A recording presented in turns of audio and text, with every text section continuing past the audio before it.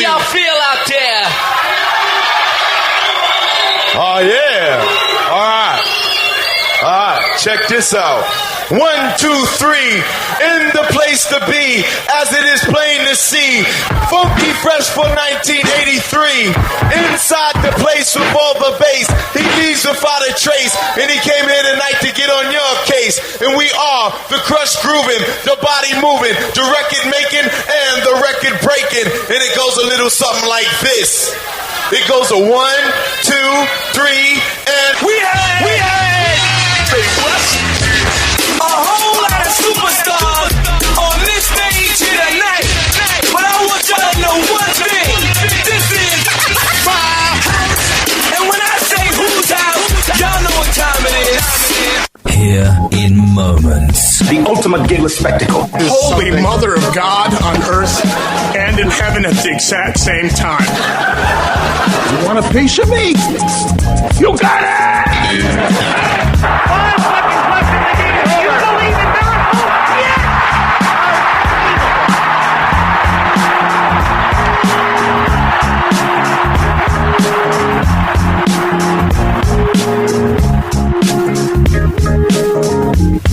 Good morning, everybody, and hopefully for your listening pleasure. This is yours truly, Dan Adams, a.k.a. the Soulful-Conservative. This is the Wednesday Get Over the Hump edition, morning edition of the Dan Adams Show. It is February, and we look at the date 15 yesterday, because yesterday was Valentine's Day. Hope your Valentine's Day was filled with love and appreciation and everything that you may have hoped and dreamed. But everyone knows where I stand, and I'm just going to kind of paraphrase my post I put up in regards to Valentine's Day. And my wife and I, she's my best friend. We're best friends. And we are on the same wavelength and the same mind frame and mindset of that Valentine's Day, to each his own, basically. But for us, it's not about, making this whole big celebration of our love on one day. We try to show each other that love every day of our lives. And the whole commercial side of it, we know it's a racket. We know what it is. We know what it's all about. We know what it comprises of. And we're not a party to it. We do not allow ourselves to get, entrenched in it. But it is kind of funny. We were talking last night, and we were in the midst of, I guess, researching and looking for another puppy. And she's like, well, you know how we don't do anything for each other on Valentine's Day. We know how we roll. But you could have got me a puppy. She was just kidding. But yeah, we're in the midst of looking for a puppy to, I guess, have a friend or maybe a girlfriend for our current little Yorkie Poo Shadow. So if anyone out there who may know of someone in the Plum, Penn Hills, Pennsylvania area that has or is about to have some puppies, let us know. Shoot a line my way. That'd be greatly appreciated. Ladies and gentlemen, before I get into the festivities of today's edition, the morning edition of the Dan Adams Show, first and foremost, giving honor to God and to my Lord and Savior Jesus Christ. For without them, I wouldn't be alive and speaking to you right now. So all praise and honor and glory to them. Yesterday was very interesting, being at Valentine's Day. But it was also interesting in the fact that we are in a, I guess, political storm, if you want to call it. But I am looking at it as a political transition. This whole swirling about in regards to General Mike Flynn, and his interactions with Russia. And I'm looking at it like this, ladies and gentlemen. I believe my last post last night on social media, and I'm paraphrasing here. I don't really care if you're a Trump supporter or a Trump hater. But the situation going on with General Mike Flynn, this reeks and smells of just the worst smell that you could possibly smell. The worst possible smell that your nose could possibly possibly smell. I mean, the rats are so big right now. And the fact that, and like I said, I haven't even pulled in all the information in regards to this. I'm going off the information that I'm seeing off of social media. So if I am wrong in any way, please let me know, and I will make an addendum to this. But it seems as if there were some private phone calls when General Mike Flynn was a private citizen to some individuals in Russia. Somehow it was leaked, somehow, and I'm saying somehow with quotes around it, because I'm looking at it like this. This was before he was sworn in as National Security Advisor. So when did this happen, ladies and gentlemen? What administration did this happen under? The Obama administration. So how much more does the Obama administration and the rats that are still infiltrated within the Trump administration right now have at their disposal, ready to release, ready to launch, and ready to discredit and blow away the reputation of any individual they deem fit, any individual that is on their hit list, any individual that they're looking to get pushed out, fired, or have them resign? How much ammunition do these people have right now, ladies and gentlemen? Someone last night, and I'm not sure exactly who said it, and a few people actually said it as I was making my perusing throughout the internet, that Trump needs to just have a complete this call to arms, bring all of his current staff in a room somewhere, an auditorium, whatever, and weed out. Even though they may be friendly, may be friends, have had a good relationship, but if anyone that was with the prior administration, the prior Obama administration, you got to go. No hard feelings, but right now, as they say, they're trying to drain the swamp. They need to get rid of any possible leaks and rehire individuals, bring them back, bring them on to the staff, and then go from there. And if situations come about months down the line, weeks down the line, years down the line, then you know it's someone that you brought on after you did the draining of the swamp, the weeding out, the making sure that your administration doesn't have any remnants of the prior administration. So you can have a sanity check, if you want to call it, and know that going forward, that anything happens, you can pinpoint it to someone that was either in the past administration or your current administration. There would be no, second guessing or what happened here. You'll know. You'll know right off the bat, especially if it happens years down the line, because you have had your people.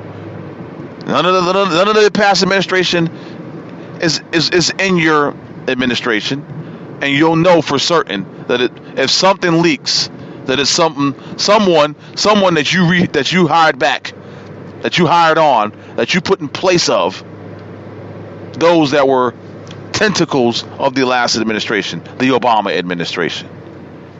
So I don't know, like I said, where you fall in regards to this whole situation with Mike Flynn and these leaks and things of that nature.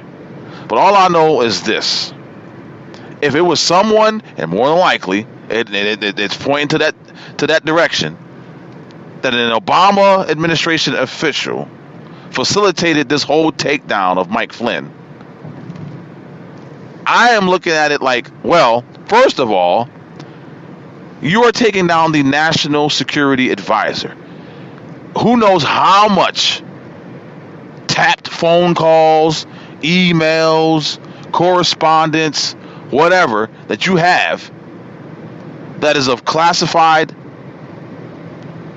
that is classified, I should say, above classified, the highest levels of classification, whatever you have in your hands right now.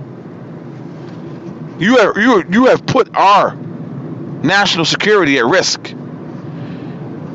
you have basically committed treason, espionage, and everything else that you could think of.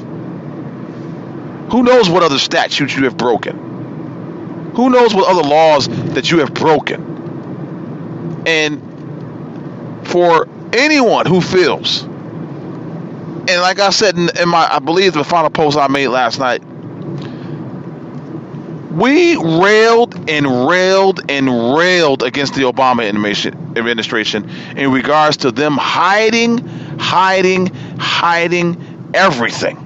everything that they did wrong. Now, you look at this Mike Flynn situation, and I'm thinking to myself, unless he passed along national security secrets, classified information to these Russian individuals that he may have talked to and had conversations with, if that didn't happen, then this is just a unfortunate cascade of events that has allowed him to be in the situation that he's in, unfortunately, where he had to resign, but nothing that put our nation at risk. The past and prior administration, the previous administration, the Obama administration, did things, had a Secretary of State, had a Attorney Generals, and many other individuals. If you look at all the scandals, the DOJ, Fast and Furious, the IRS, Benghazi, tapping of journalists' phones and all that good stuff. You know, the many scandals, you know, the veterans scandal, you know, it goes on and on and on and on and on. For them, and I'm meaning the Democrats, coming out, crying, screaming, moaning. You got Elijah Cummings and his big head ass talking about the soul of our democratic process or something. I'm paraphrasing here. The soul of our democracy is at stake. Really? They're now with all this trying to take down Trump and his executive order, and them trying to squash it and get it completely thrown out and thrown into the garbage. These people who railed against the Constitution, didn't know it actually even existed until maybe a couple weeks ago, spouting Bible verses and things of that nature in order to facilitate their narrative. Ladies and gentlemen, it's a complete and utter joke what's going on in the Democrat Party right now in regards to them trying to take down and take out Trump. I'm at a point where, you know what, you're making it very easy for me to be a full-throated Trump supporter at this point. Now, I am not going to be an individual like some who you got to admit it, ladies and gentlemen, there are some Trump supporters out there who feel that this man can do no wrong. Really? Really? He's a man just like you and me. He is capable of sin, of doing wrong, of failing, just like you and me. So please don't go there. Do not go there. You're making yourself look silly. Don't do it. But now, you're Democrats, you're making it very easy for me to put my full-throated support behind Trump in regards to your utter shameful, disgraceful, horrendous behavior that is being exhibited for the world to see. It is an embarrassment, ladies and gentlemen, an absolute embarrassment. Now, we may have had our issues, I guess, I don't know what the word I'm looking for in regards to how we were against the Obama and the Obama administration, but we never, and I mean never, took it to the level where you're taking it right now. Yes, we did call for his impeachment. Yes, we did.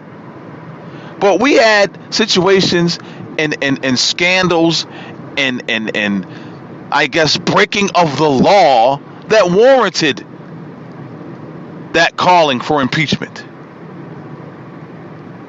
I mean, just think of Benghazi for just a minute. And I hate to harken on this, but it is a horrible, horrible stain on our history. We lost 4 individuals that should be alive today. But you have a situation, ladies and gentlemen. Just the sheer gutlessness, and that's not a word, but I'm saying it. The sheer disregard for life. The day after Benghazi, ladies and gentlemen. Then President Barack Hussein Obama took it upon himself to get his punk black and white ass on Air Force One and fly to Las Vegas for a fundraiser. And until this day, ladies and gentlemen, no one, and I mean no one, has been brought forth. No one has been brought into custody. No one has been arrested.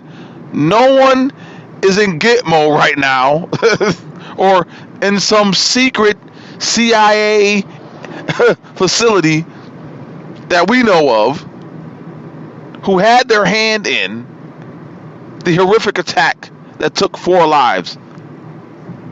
That horrific attack that from all accounts and all things that matter, and for all the, I guess, blowback from the Democrats, doesn't matter what they did, we all know what happened. They can put that incident, they basically almost make it seem as if it doesn't even exist, that it actually happened. If you talk to some of these liberals out here, and that Hillary Clinton had nothing to do with it, that she is totally, scot-free, stain-free, whatever you want to call it. Nothing in regards to what happened in Benghazi is her fault. That's how some liberals and some Democrats look at it. And basically, that's how she looks at it too. We all know that. She could care less if 4 people died. She could care less. But we on the right, ladies and gentlemen, us conservatives and us libertarians as well, never took it upon ourselves to try and take down someone. And from all accounts and from what I could see, this was a vendetta against Mike Flynn for the things that he exposed in regards to the Iran deal and things of that nature, and other things that I'm not going to get into this particular broadcast. You got Ben Rhodes, it seems, all up in this, and who and when and how and where and what. Throw every question possible at this guy. Who was his boss? Barack Hussein Obama. We on the right, yes, we called for his impeachment. We called for investigations. We called for special prosecutors. We called for everything. But in my eyes, and as God is my witness, everything that we called for, everything that we were looking to get done, to me and in my eyes and in my estimation at the time, it was something that needed to be done.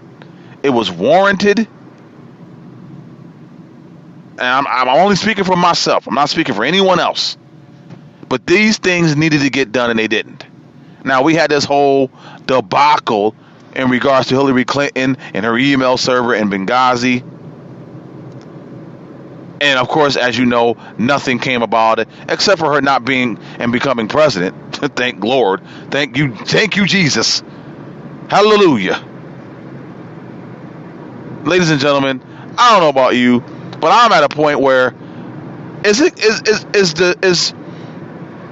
the Trump administration and his presidency, is this going to be another long, infinite soap opera?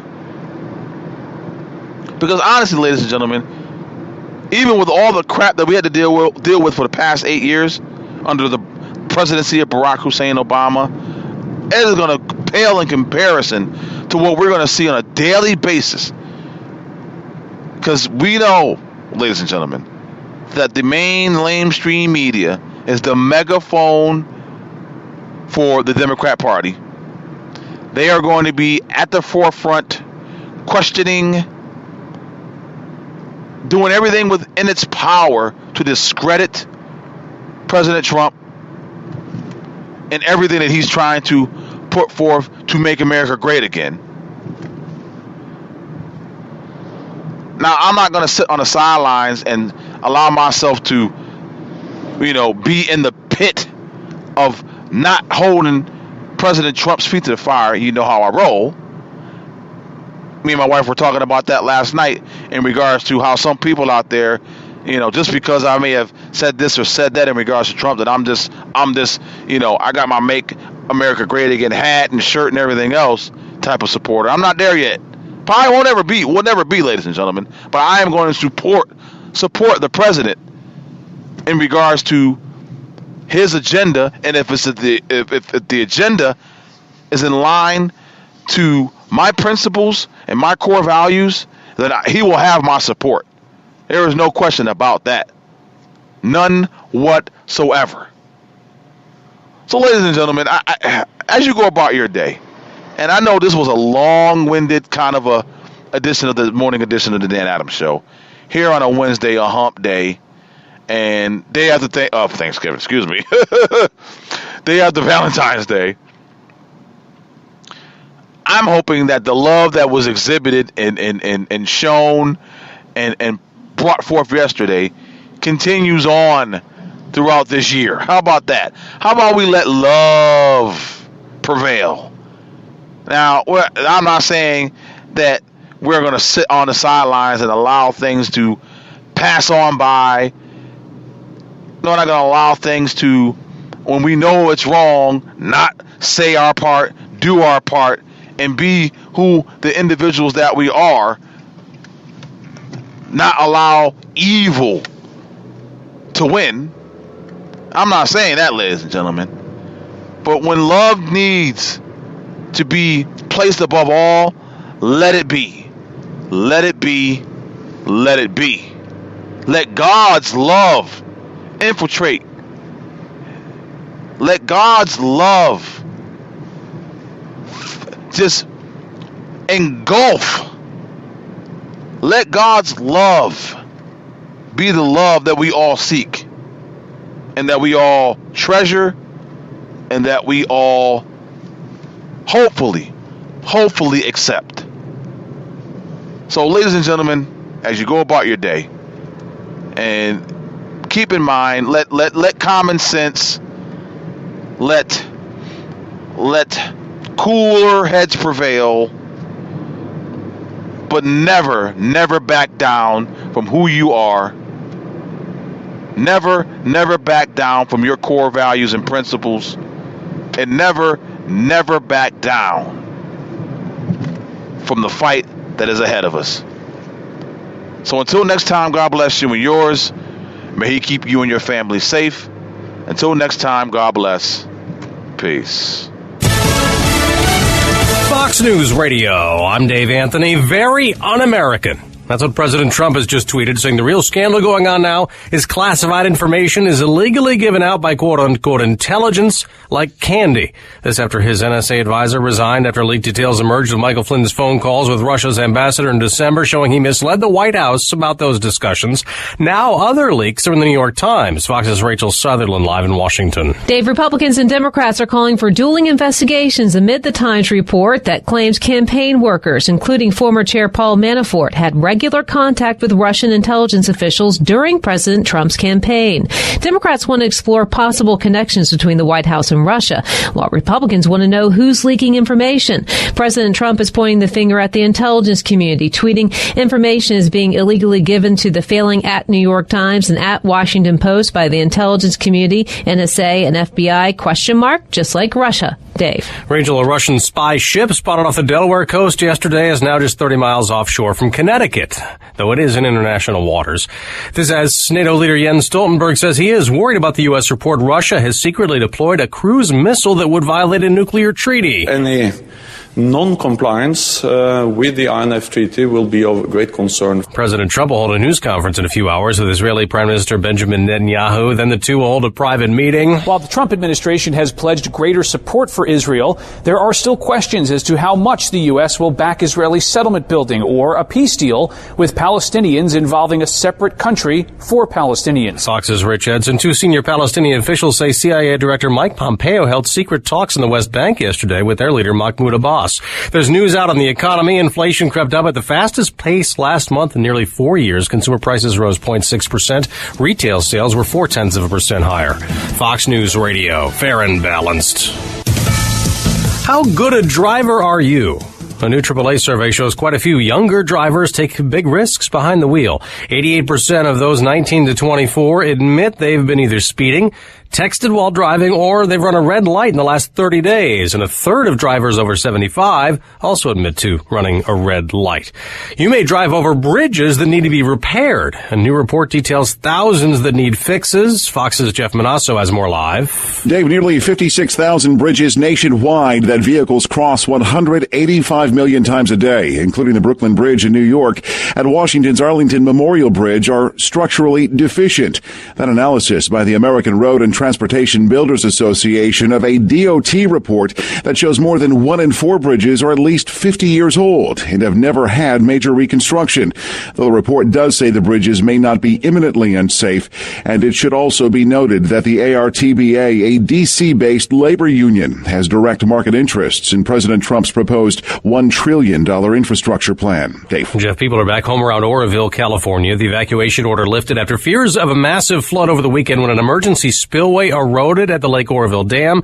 But more heavy rain is coming, so this man doesn't think it's a good idea to leave his shelter. Watch the storm come and then send us back here. I figured we should just stay. Bracing for more wet weather, officials in Northern California are working to reduce the water level at Lake Oroville behind the tallest dam in the United States. They've also been working to shore up an emergency spillway connected to the dam using dump trucks and helicopters. Recent heavy rains caused that spillway to erode. Over the weekend, officials feared it could fail and unleash a 3-story wall of water. So a sudden evacuation order was issued for communities downstream. As Fox's Claudia Cal.